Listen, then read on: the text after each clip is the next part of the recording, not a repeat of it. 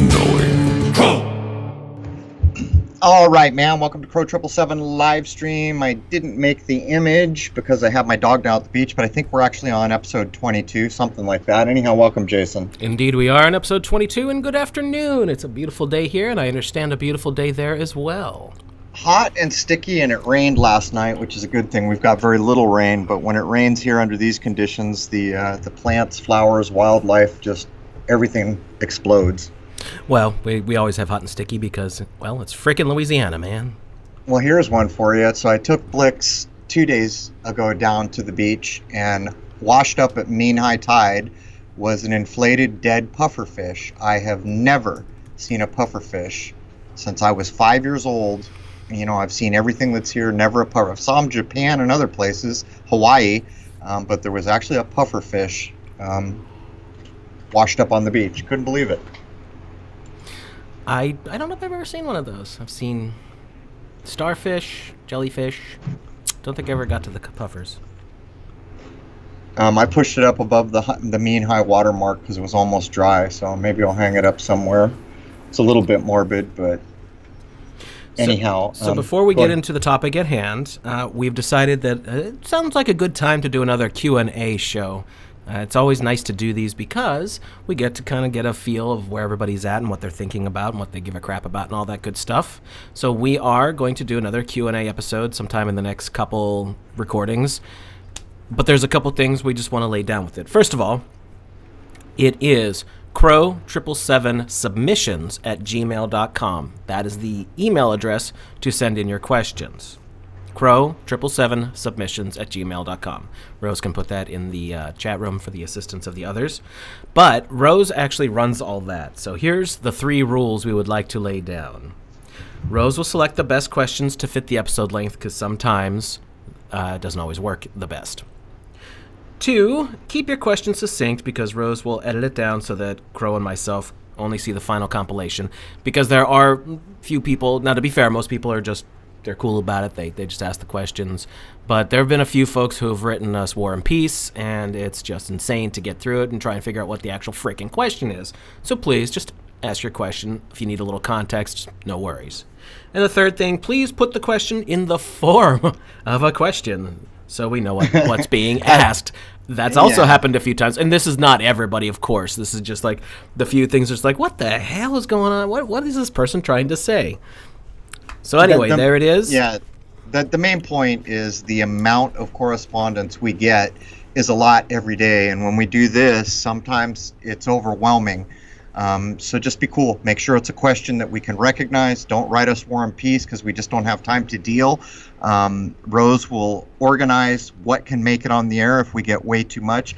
And then in the past, if there's a lot of good stuff that doesn't make it in one, sometimes we push it into other episodes. And what was the other thing? Nobody knows. The 3 points? Rose will probably write it in the thing. But she is, yeah. Yeah, she can put the submit. Oh, there it is. I see. So there's all that. So probably we'll do submissions of questions for like a week or something. We'll probably talk about it in the next episode, and then we'll do the cutoff, and then we'll schedule it pretty quickly after that. Right, and so, yeah, exactly, Wayne, this is Jeopardy. Well done. I was thinking the same thing before. Your answer must be in the form of a question. But we usually get bombarded, and what's always funny is it always takes a little while to get going, and we're like, oh, okay, we don't really have enough, and then all of a sudden, kaplowy, we get an inbox full of them, absolutely. So, there you go. Hopefully that'll be a cool episode we do sometime in the next couple. And, So let's talk a minute about the state of the so-called union, which is actually much bigger than the United States. It's everywhere. What I'm noticing is a lot of people have kind of been fed up. I walked down, I had to do this meeting thing within our neighborhood the other day, and I was the only one who showed up without a mask. And then eventually another person did, and another person. And this is mostly an older demographic. I went down to the beach with Blix just now, trying to socialize them. The beach was jam-packed. There wasn't a mask to be seen anywhere. So things are beginning to change, and you can tell by the pitch of the news that they're trying to make an issue of this. But Jason and I were made aware How bad do you think you have it here? There are places that have it much, much worse. And I was aware of this getting correspondence from Spain and Italy to remind people in Spain, damn drones were coming down out of the sky to threaten you to get back in your house or you'd be fined and arrested. I mean, I'm not even kidding. Something out of 1984.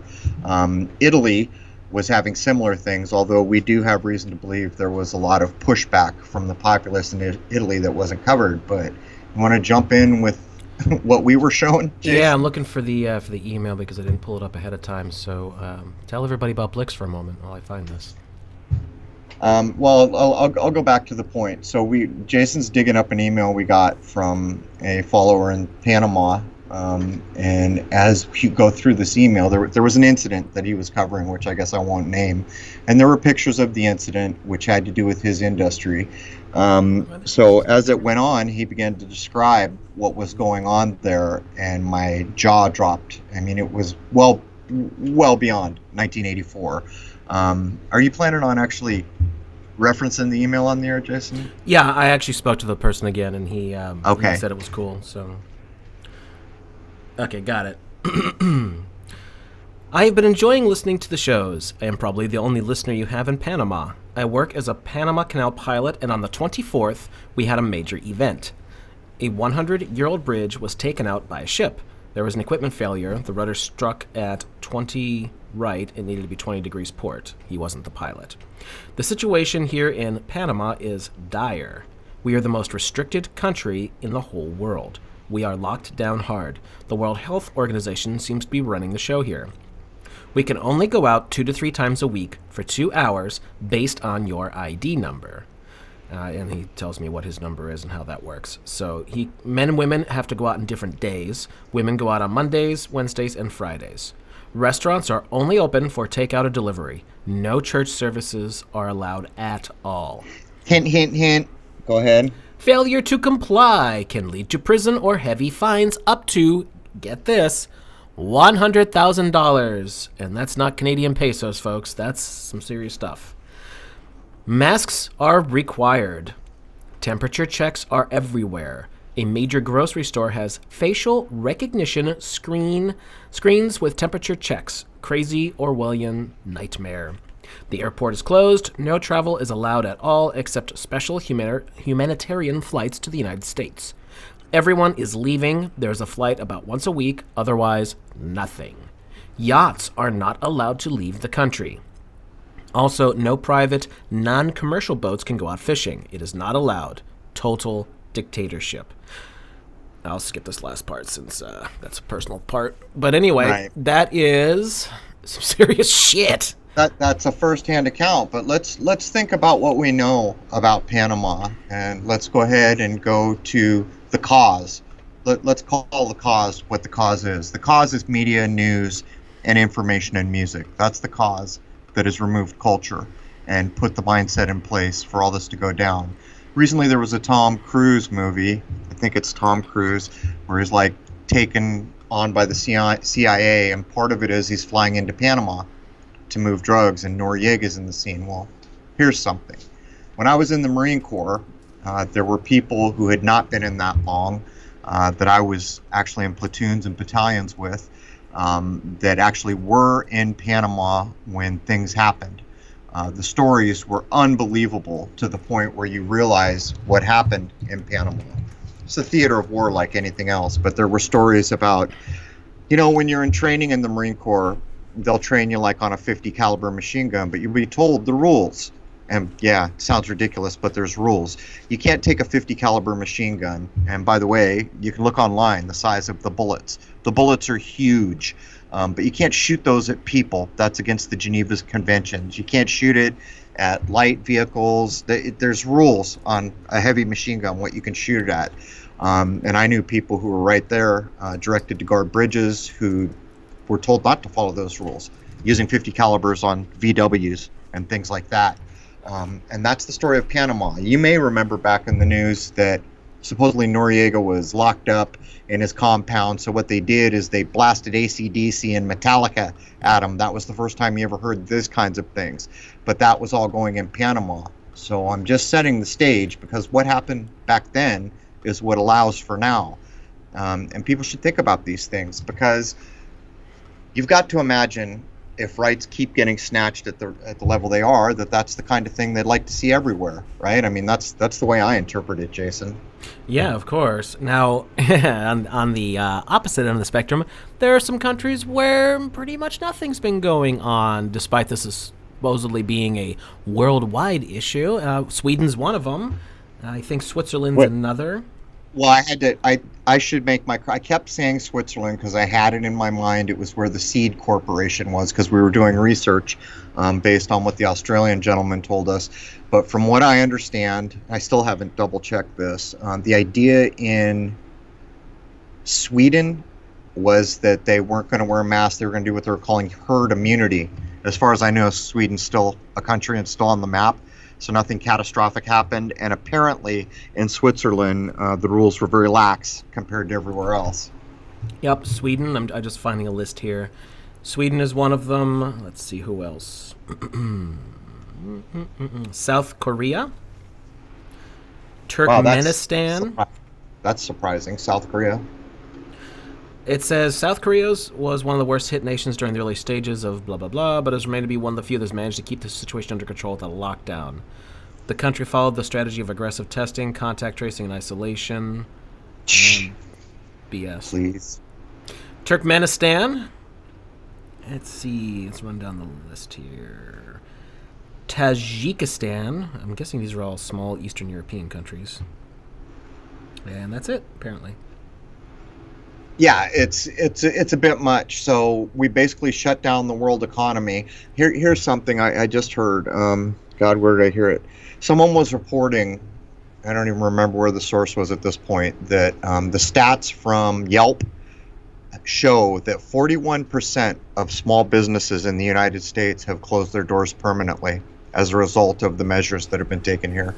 41% of businesses on Yelp. And you've got to imagine, in the age we're in, that there are very few businesses that wouldn't be represented in some way, shape, or form. Even if the business itself did not represent itself on Yelp, almost certainly other people who use it will. 41%. And that's just one measure. And so basically what you're looking at is, do you remember before Walmart, when there used to be in ma and pa places to fix your shoes, to get hardware where there were quality things and people cared about you, and then Walmart showed up and Home Depot and places like this, and we started getting Chinese crap and nobody really cared about the customer anymore? This is what's going on. All these small businesses are being wiped out. And by the way, I saw another stat recently that said before all this happened, if a person lost a decent job, it was typical for it to take 6 months to a year for that person to replace the job at that level. So under these conditions, you can imagine it would be all the more difficult. But my point is now there's millions of people who have lost their jobs. So what period of time will, and so what I'm saying is the deck was stacked here. So this almost screams that we have to go to some form of national socialism or something, be on the government dole. Here's your living expenses.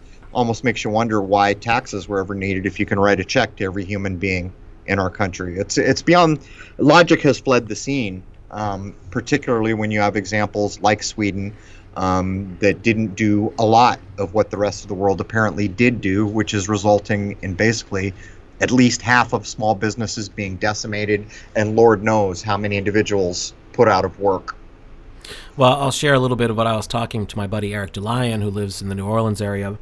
He was sending me articles that apparently the Republican side of the House and Senate are threatening the governor again because they're trying to, well, they're suggesting that they might do lockdowns again. They're like, Unfortunately, it might be too little too late, but let's be real about this stuff. A lot of politicians are crooked as hell. I mean, I think that's a pretty accepted thing, right? All of them that took part in this, they're on the dole. They were directed. So these people don't have the authority to make dictates to the people in the United States, at least, just to make the point. So let's be honest. The only people who really wipe their golden rectums with deeds to global banks are people like the super elites. We know that. When you're talking about local politicians, like people in Louisiana, let's say, that, especially the ones around the New Orleans area, they probably get a good bit of kickback from something like the French Quarter, which is just a haven for tourism. I mean, just tons of little restaurants and bars and shops and things like that that have basically been decimated now for several months. So I would think that these people would start being concerned that they're not getting their, let alone doing their job and taking care of the public and taking care of their state. You'd think that they'd be getting to a point like, wait a second, I'm not going to get all my stuff paid for that I normally, for my lifestyle. I'd be thinking, if I was one of these people, I don't know why it's almost like we don't know what's coming. Because if you were a governor and you were doing illegal things like giving mandates and dictates to people where you have no authority, a governor's no different than the president. Back in the day when the president said all you American people can't have gold, that was an illegal order. He doesn't have the authority to do that. He can talk to his cabinet. He can talk to the other people in his corporation. A governor's no different. He can tell his secretary or his right hand or, the people within that corporate structure what to do, but he has no authority to dictate to the people. And so what's happened here is that's what's gone on. So if you were a governor, wouldn't you be worried that someone was going to take legal action up to the federal level courts and get some remedy? Because that's what I'm wondering. Do they know something we don't? Are the federal courts not going to function as they once did? After all, I think everyone's seen what I saw. I got a piece of mail from the White House, no seal. From Washington, no DC, signed by the supposed president. It's the most bizarre thing ever. It's like, what is this? And then it's from MetaBank. MetaBank is who they're claiming it's just all bizarro world. But my point is if there is some normalcy at some point and the federal courts do what they ever did and actually do their job, some people are going to be in trouble here. Because there is no defending what's gone on. And for people who know how to stand up for their rights under common law and other things, these people would be in a tight situation. They violated their mandate. So why did they do it? Because they were forced to? Because they know something we don't? And those federal courts are never coming back? I don't know the answer. I'm just saying, if I was a governor, I would be concerned that I did things legally so that I wasn't personally liable. Matthew Ross says, in New Zealand, we were locked down for 33 days, and we have 22 COVID deaths. There you go, man. by the numbers. Well, maybe I can add to that, just so everyone knows. We just left the cycle of 1 through 9, the cycle we are headed into, the new age, the new era, which will hit us at the end of December this year. After the low point of the sun will be a new cycle represented by 11 through 22, 22 representing mastery or the master builder number, if you're wondering why New Zealand threw all those numbers at us. Here's the other thing. This is just so ridiculous. Well, what happens when something the size and what will we call it? Just the business level of something like the French Quarter. How many of those little places aren't going to recover now? Like, what happens? Who's going to be held responsible? Like all these people who have been down there, some of them for decades, maybe some even longer. What's going to happen? Are they trying to incite riots? I mean, you're going to have a lot of really pissed off Cajuns. Well, yes, I think that's part of the possibility is that order gets lost, which would be the worst thing that could happen. But my point would be is if that doesn't happen, this is the perfect setup for some form of socialism, right? We can't operate. We've been broken. We can't possibly recoup. So then the government swoops in like Superman and says, here, man, how much money do you need? And suddenly you're on the government dole, which, I mean, what does all that money represent that everyone's been given so far? I didn't take it, but a lot of people didn't have the choice. And believe me, I thought about it. I thought, well, this is, and then, this is the point. That's like a social contract, isn't it? So what happens if you're a business that's operating under a business license and you're a corporation beholden to corporate laws and rules, and the government starts giving you money so your corporation doesn't go? Isn't that what we used to call National Socialism or something like that? Yeah, I remember some other folks did that, and we won't say any names, but yeah, that sounds familiar, and it didn't end very well. That all the rules are out the window. The era, we're into a new era now, and I don't think most people can guess what the new era is going to be. And by the way, the human race is not going away. You can read some of the oldest texts in the world about how many root races there were and all these evolutions and cycles of time. Human beings don't have the ability to end the world or basically races of human beings. I'm sure the population could be diminished greatly, but this will all go on. And as most of us understand, when a human ends, they don't end. There's more to come. You go through a door called death. And I think these are important things because people lose hope and they act like we're powerless. No, we're not, man. At the low point of the sun, a new cycle will start, and every human mind has the ability to contribute to what the new cycle will be. So you should already be thinking of a declaration that you'll make, or to announce to the world, this is what I would like to see happen. Think of this, and here's an example using the number 13. Most people hear the number 13, they think it's unlucky. Well, why do they think that? I'll tell you why they think that, because of clever marketing. It's mostly around the Knights Templar and Friday the 13th. And then this was propagated by even people who build buildings. There's no 13th floor on an elevator because clearly that's an unlucky number. They don't tell you it starts with the Knights Templar, but you can see where this goes. Actually, the number 13 represents the sun. So how is that unlucky? Do you see what's going on here? Further defaming things that we should be paying attention to. But here's my main point. When you get a few 100 million minds to buy into 13 being an unlucky number, then in fact, to some degree it is. Because the minds help create this place. Do you see? Are you following the logic that I'm laying down? So as we wrap up this cycle and we get ready for the new era, whatever it is, which I'm stating flat out, I don't really think it's arguable that after the 21st of December we will be in a new era. Every human mind can help shape that. So the question becomes, will fear shape it? Will the evening news and the fear that it's put into you be what you offer up? Because you've been cut off at the knees, if that's what you offer up? Or will you be more of an adult and say, well, I'd like to see all these beneficial things happen? You see where I'm going here? These things matter. And that is the key to why media and information sources are so fear-porny and untrue, because they're hijacking the minds that could be contributing, if you follow. Oh, if anybody's in a major tourist area, by the way, I would love to see it in the chat room here, just to see what your situations are like, because it's got to be affecting tons of people. Wayne says 13 also represents the Phoenix. Oh, by the way, a little bit of good news for anybody who's been tuning into my Wednesday streams. I think I've fixed the bandwidth issue. I picked up one of those Ethernet over power thingies, and I hooked that up yesterday, and my connection has been super strong since then. The bandwidth has been really high this entire stream so far, so hopefully those issues are behind us now. Yeah, I remember you had troubles when you first got there. But yeah, if you're in the chat room listening, and let's talk about positive things for the remainder of the show here.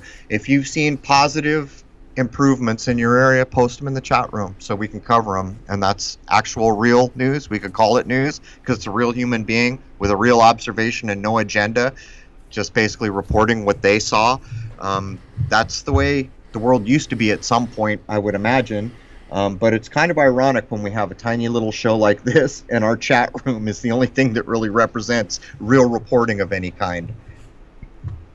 Yeah, well, because we're getting people from all over, not just the United States, all over the world. Crowbear says, we're in a major Caribbean tourist spot. We reopened to tourists at the start of July. Cool, but how's it going? Are people actually coming?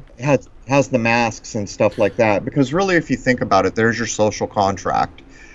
There's your overarching, let's just call it a spell for what it is. And the social contract is you're opting in. There was no authority to force anyone to do it, and what did it was fear, and basically a threatening tone.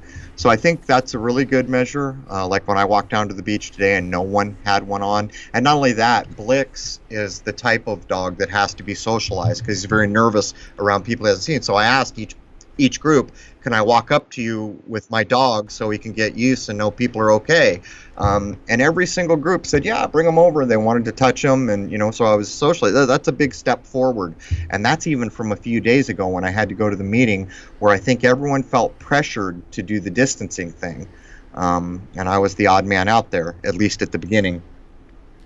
Informally Hip says that Vancouver is a big tourist city, also a cruise ship port.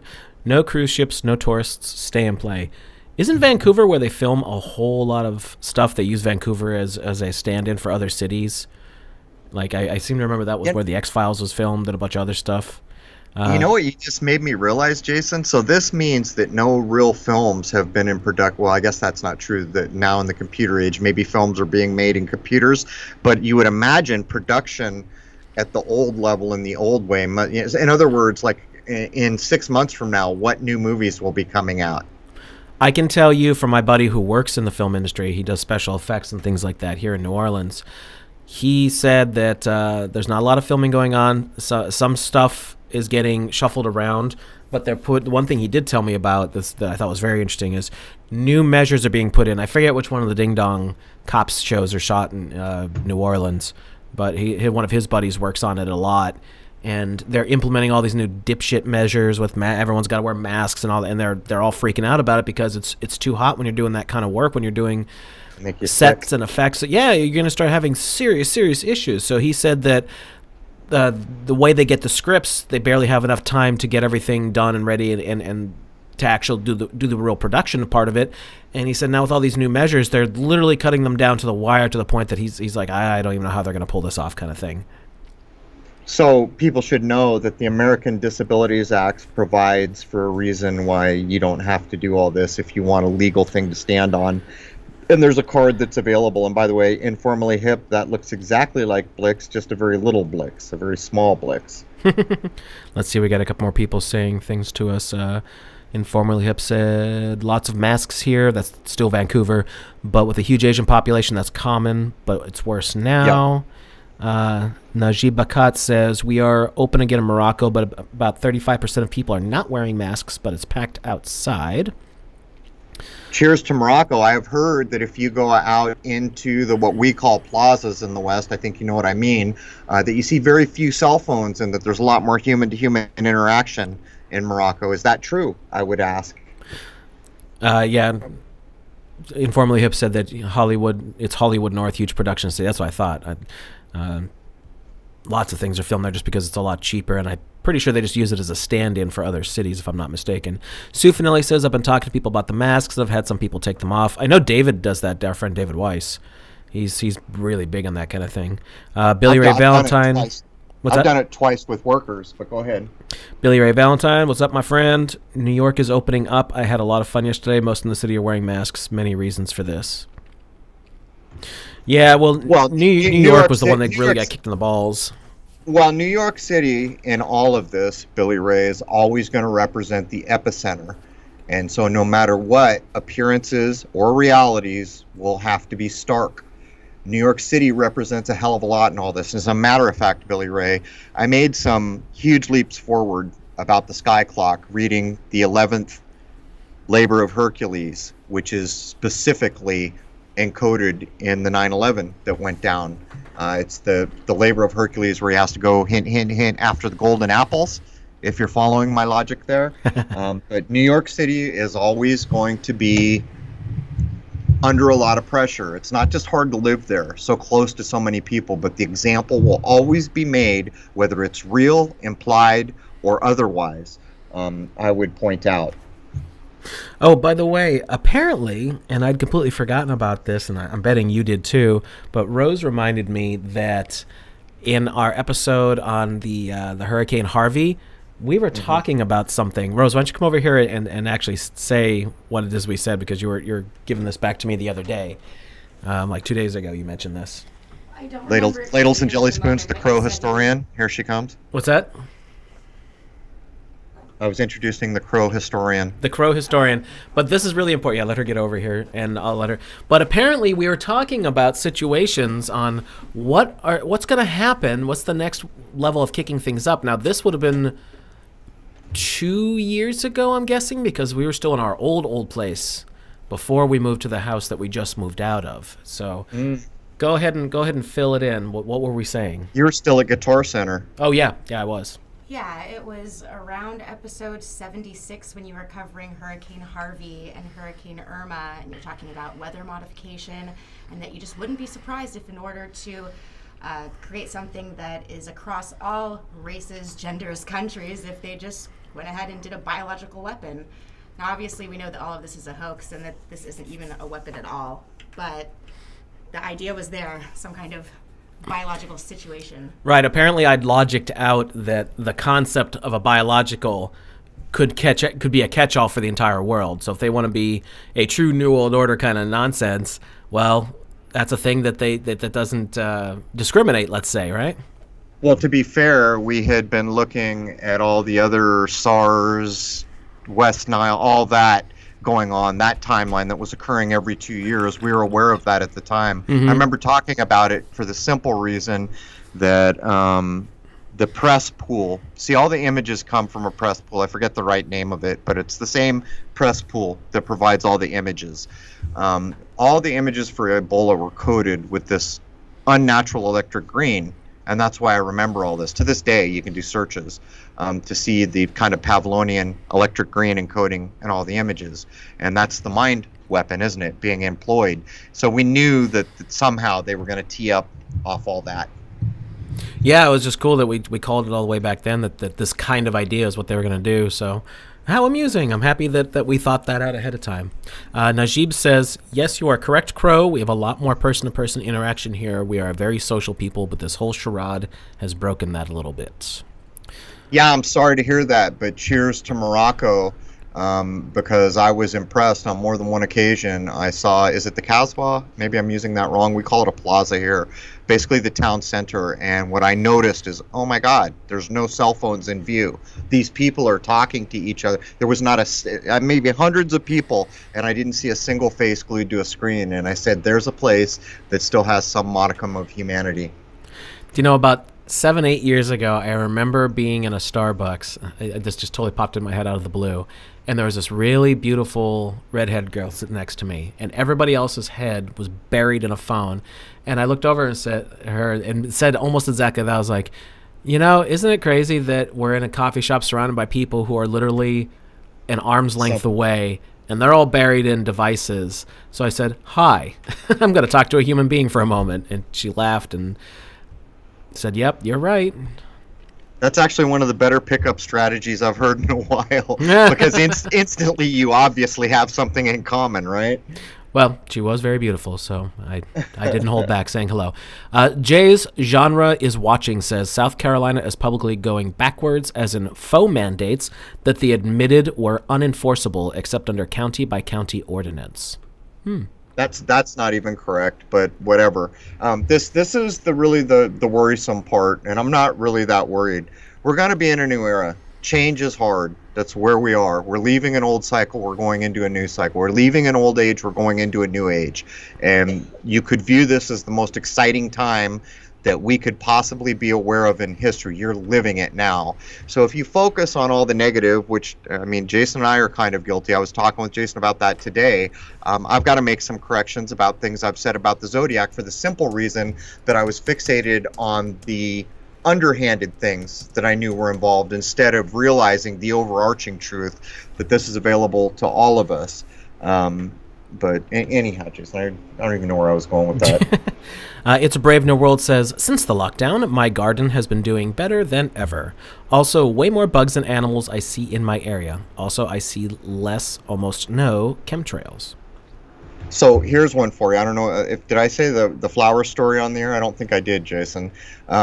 About a year or two ago, one of the houses across the street, really old house from the 1800s, got bought and refurbished, and they moved in, and I was telling them when I was young, that field next to your house, which has been mowed and changed and lawned and all this stuff, used to have all this milkweed, and it was a pit stop for the monarchs. And I was telling them the story about how amazing it was, because the monarchs come from way far away, they come there, they lay their eggs, they die, the worms eat, grow up, become butterflies, and they take the journey to the next leg, up to Canada or back down to Texas or whatever leg, whether they're going north or south.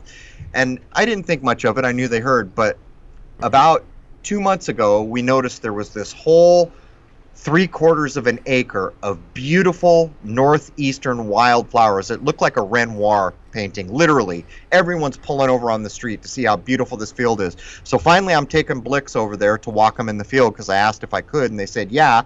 And she informed me, do you know, this is partially because of what you told us. So that one story I told them that I remember from a child, that was a monarch pit stop, and now they've devoted 3/4 of an acre back to wild native flowers that will be chopped down once a year, reseed, and it's now dedicated to nature. So I just thought I'd throw that in. It goes to show you sometimes the things you don't think ever meant much end up having a big effect. You know, I'd really like to take a moment to talk about the whole sonic slider tuning fork thing and the things we've already tried out with Eileen McCusick's way of doing things, which is quite impressive to me already.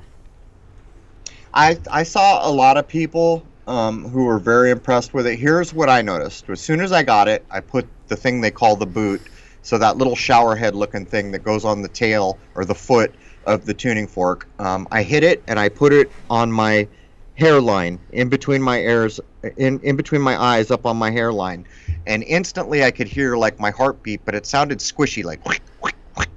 And so I did it again, and I heard it a little less. The third time I did it, it stopped, and ever since then, I haven't been able to hear my heartbeat. That's the one thing I noticed. Well, I've been doing it to, I have a lot of back issues, so I've been using it for that, just trying to do it to relax. It definitely helps me there, but not every single time, but a lot of times with Rose's stomach issues that she gets, I've noticed it will reduce them. It takes a little bit sometimes if she's having an episode, but if we work at it, it usually lessens. It usually takes it down, and that's something that we just couldn't do before. That she had to just wait it out. So it's definitely having an effect, and maybe if a lot of it comes down to intention and how much you put into it, that kind of thing. So I don't know. We're going to keep working on it, and I'm going to try and learn more about it from Eileen. She offered to do a couple minutes on a Skype call with me. So. Well, here's another thing. You know, we had like an engineer in the comments talking about the frequency, and I won't cover that here. But imagine how many possible frequencies with tuning forks exist.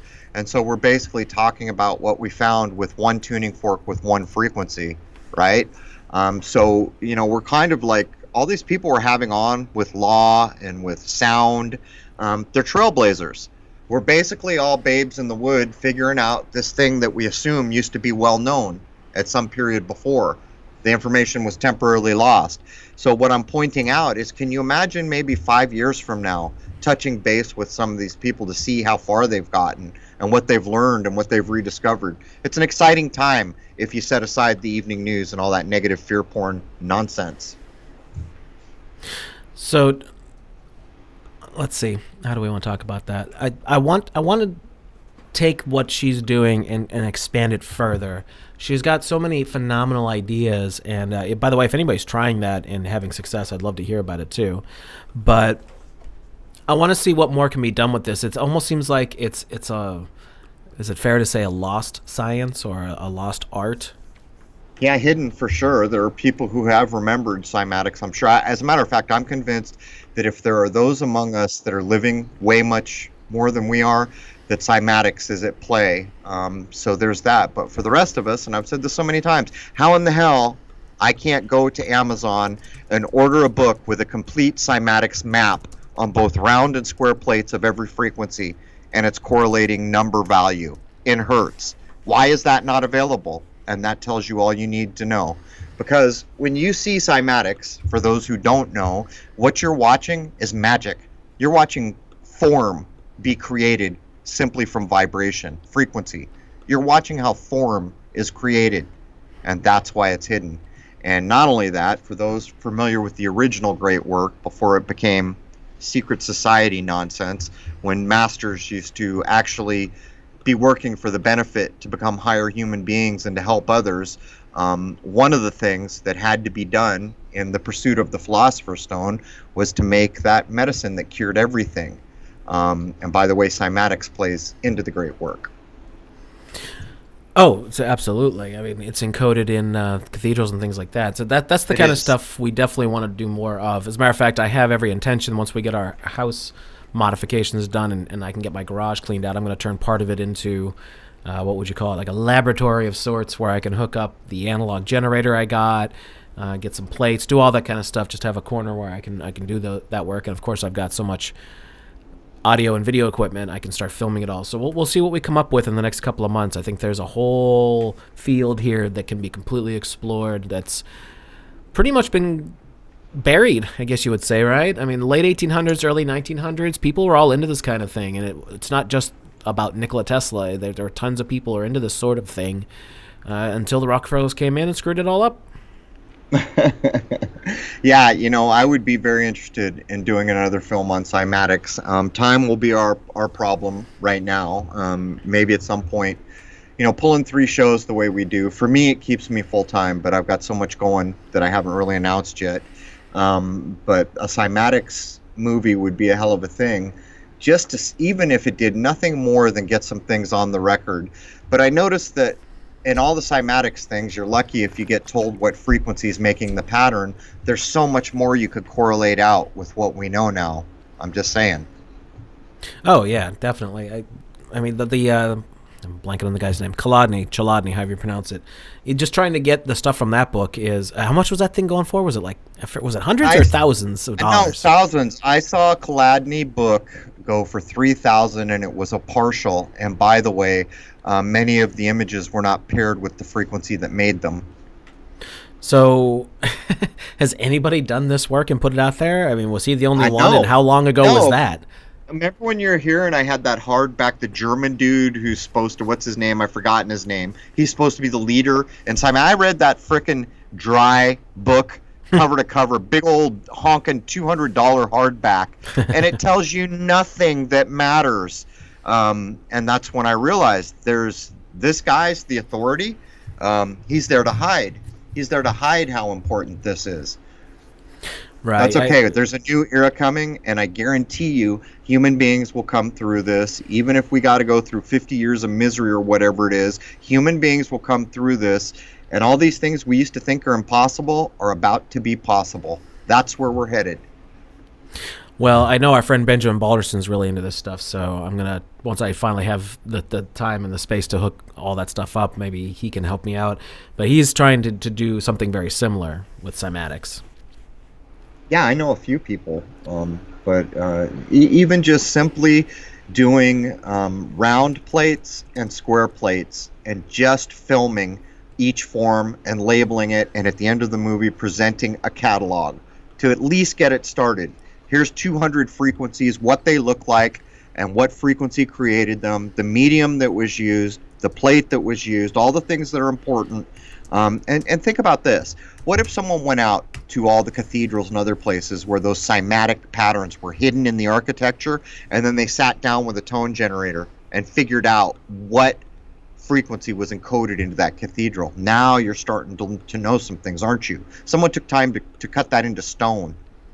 Some alchemist took time to cut that into stone. Chances are it matters. We might have another episode. We've never really even talked to Ben about the cymatics thing. We should hit him up. We should hit up everybody about cymatics. And just since we did the tuning fork episode, I've gotten a number of emails from people that are involved in it or know other things about it or have more ideas about biofields. So we have yet to vet through all that. So anything to do with cymatic sound, frequency, waves, ether, I will always be all about it. And I will vet and try to present the things I think are interesting. Maybe we should take a moment then, since we're getting close to the end here, to talk about the episode we just released with our friend James True, who is definitely always on the money. That episode got a lot of traffic for obvious reasons. You don't meet a lot of people who have the kind of arcane knowledge of a thing. We set out to talk about the temple, which was interesting because I did everything I could to not say or write the word temple so that it would get to as many people as I could reach without being censored. And it didn't get censored. And we had an adult conversation. And one of the main things about that is I see so many people see the idea of Solomon's Temple and they say that's the enemy. That's not the enemy. It's encoding an idea that is open to everybody. It's unfortunate that bad people seem to have been driving narratives about this, but my point is, don't throw out the baby with the bathwater. These are critical times. We're going into a new era, and if you can be convinced to be a bigot or this thing you don't understand is automatically evil, you may be missing the boat. I'm just saying. You know, I don't know what to make of what they're doing, what the grand scheme here is, but we're definitely seeing a new era of the whole space fraud side of things, because look at what SpaceX is doing now. They've got people they're sending up that are supposed NASA astronauts. I was looking at the pictures they released with the spacesuits and everything they're wearing, and I don't even see how those things could be airtight or what do you call it, pressurized. Like that, I remember we were doing this on a Jaren stream one day where we were picking it apart, and it's like this thing is just ridiculous. Now the cabin looks nice with the touch screens and all that kind of stuff, but man, it's just like they're putting everybody back to sleep with all this beer bug nonsense, and now they can hit us over the head with, we're gonna go to the moon all over again. What did I say about the 60s? Here we are, ladies and gentlemen.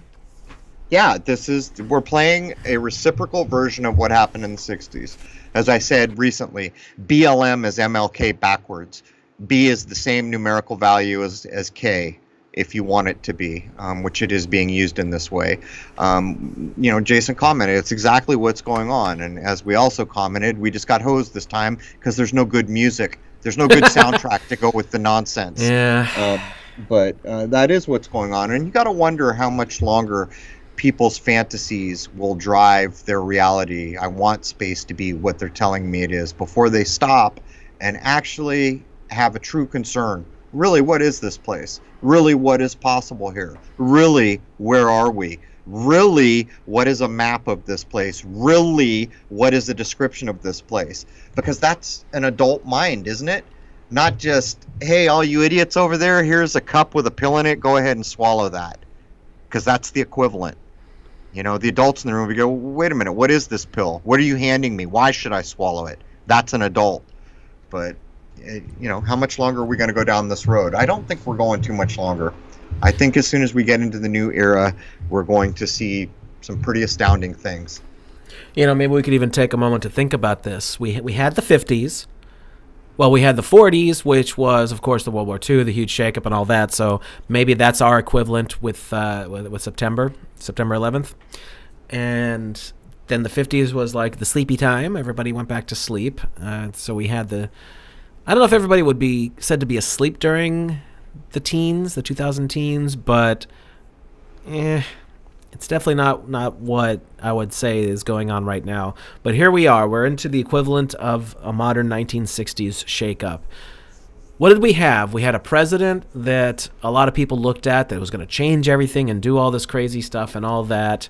The one thing I'll definitely say for Kennedy was that he did print money outside of the Federal Reserve, so good on him for that. But hold on, I got to break the consciousness stream. Rose, I never got any request to be on. Did Rose send me a request to go on her show that I didn't respond to, Jason? What? I didn't see it. I'm seeing people acting like I'm ignoring Rose. Hey Rose, how about if I show up on your show? The tinfoil hat show. I tried to get you on, and he ignored me when I tried to get you on his show, and now people are saying he should come on my show, which is funny. I thought that was directed at me, not responding to things. Sorry. Yeah, no, I didn't have any idea what you're talking about. Sam Tripoli, I never really listened to his show, but Russian Vids was just on with him. It was good. Well, good. No, Russian Vids normally kills it. Well, that guy will he'll grab you and shake you up if you're only got half an eye open. So Yeah, he's a baby look at that. Look at Scott. Received 3 forks, bought another. My dogs have overcome with icon. He says his crow feet are gone in 3 days. I see a lot of reports via email of similar things: pain gone, wrinkles gone, bumps and things.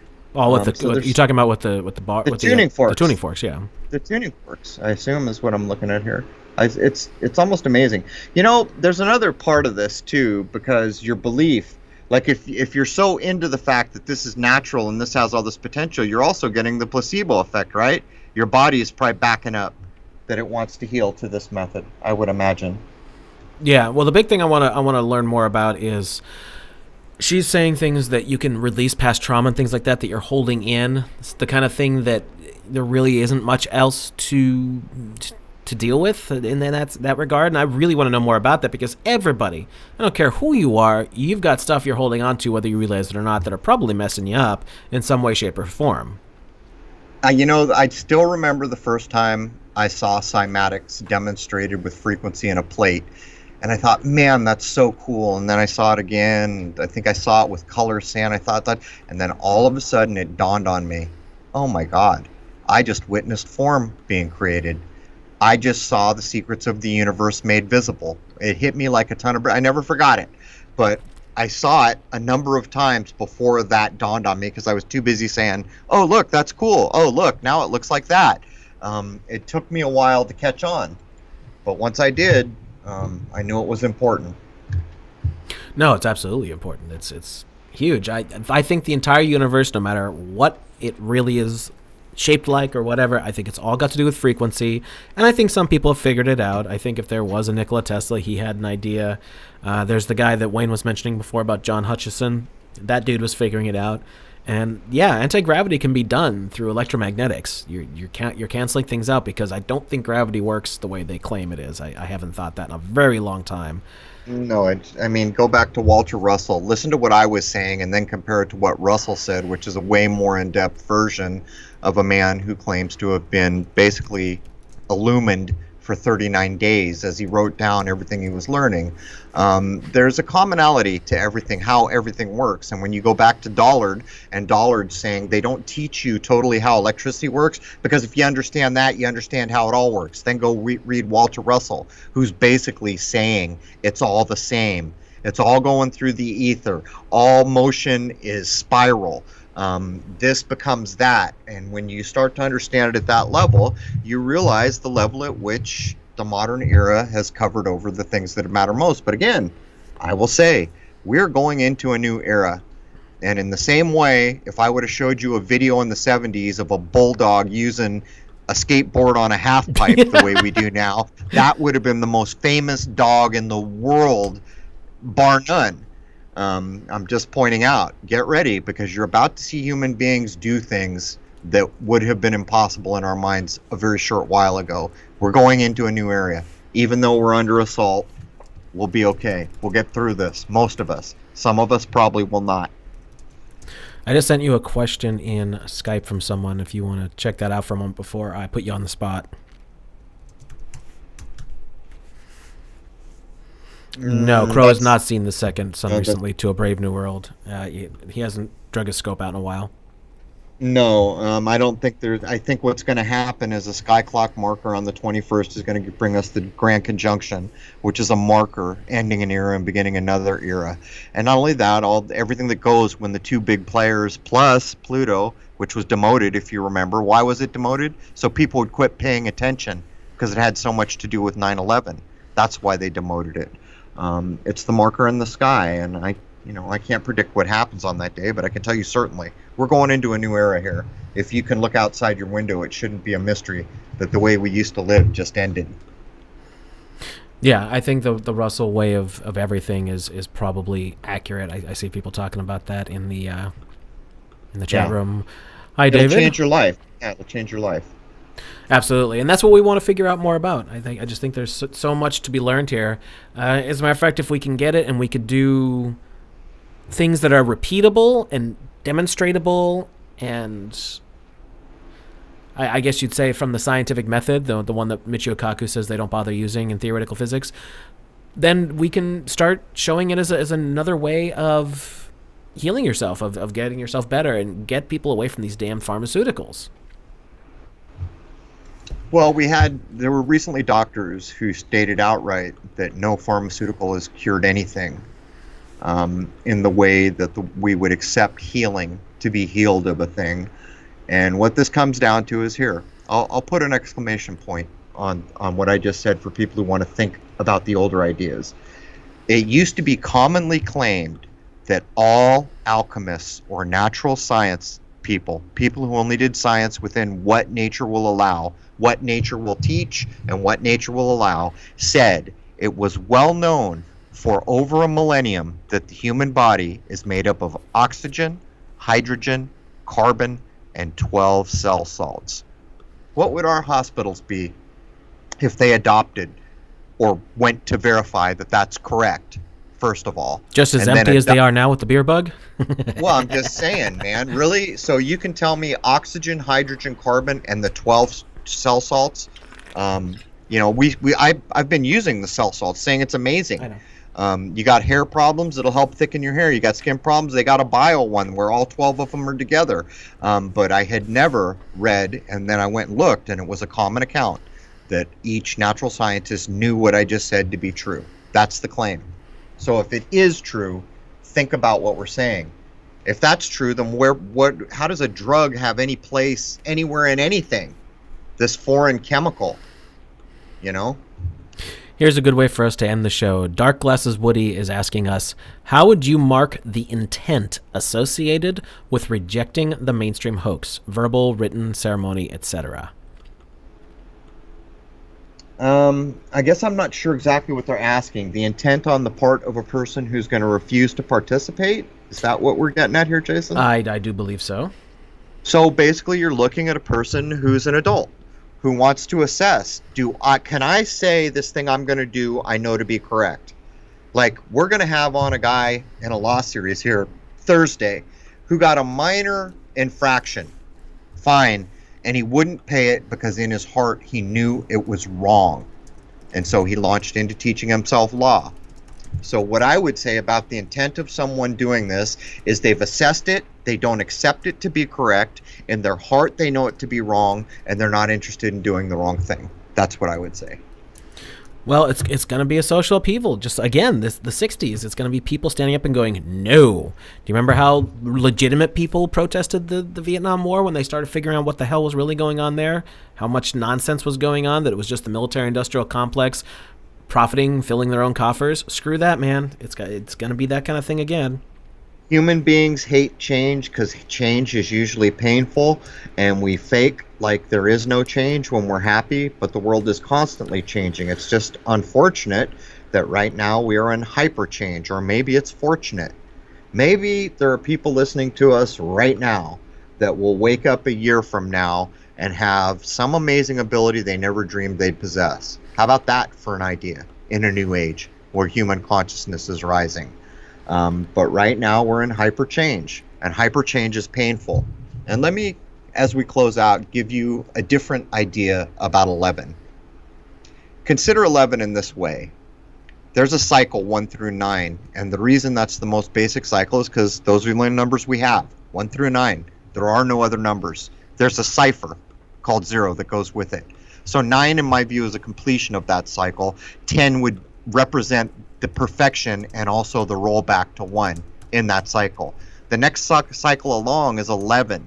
So when you leave a cycle and the end of that cycle is perfection, that is why 11 has been viewed by so many as evil, because you're leaving perfection behind to start the new thing, which is represented by 11, which is new beginnings, but almost always considered evil because what you're doing is leaving perfection in your rear view. And then you're going to travel towards 22, which is mastery, or the golden ticket out. Think of things in this way, maybe, because these are the types of ideas that used to be considered by those who learned and worked within the scope of what nature or perfection would teach them. But in closing, I see one more question. It would be the 12th cell salt, or silica, for hair, strengthening of hair. But if you have hair loss, I would recommend apricot oil, Tibetan apricot oil. It's called Sorig, S-O-R-I-G. It's apparently not as easy to get as it used to be, but Sorig hair oil, and basically the cell salt will just make your hair stronger so it's not so brittle and breakable. I'm not sure it will regrow, but it does strengthen what you have. I think the apricot oil has a better chance of helping you thicken up. But anyhow, anything else, Jason? Nope, the Sorig is great stuff. You can get it on eBay, by the way, and that is in conjunction with the Monate stuff that I just told him about. He can email me, and I can explain that to him. There's a lot to that. Phenomenal stuff, definitely a bit pricey, but, man, it freaking works. Yeah, my hair has been growing like great. in San Diego, there's a place called Tibet House. There's a double PhD in Tibetan medicine there and astrology. That man had more hair than all three Beatles put together in their prime. And when I talked to him about it, that's when I learned about Sorig. And I had like a thin spot, mostly because I sleep on the same side. And when I used it, my hair darkened, thickened, and that kind of went away. And I said, holy crap, you're telling me, people spend millions of dollars and hear apricot. That's when I started realizing. Yep, just rub it in your scalp, or put it on your hair, and leave it in. You got some splaining to do, Lucy. Lucy Fur. Should I just say her name? Anyhow. Right. That does bring us to the top. Anything you want to squeeze in, Jason? Well, next episode for us is with a gentleman named Rafi, where we're going to talk about some more law stuff and some successes that he has had. So tune in for that this Thursday. So basic.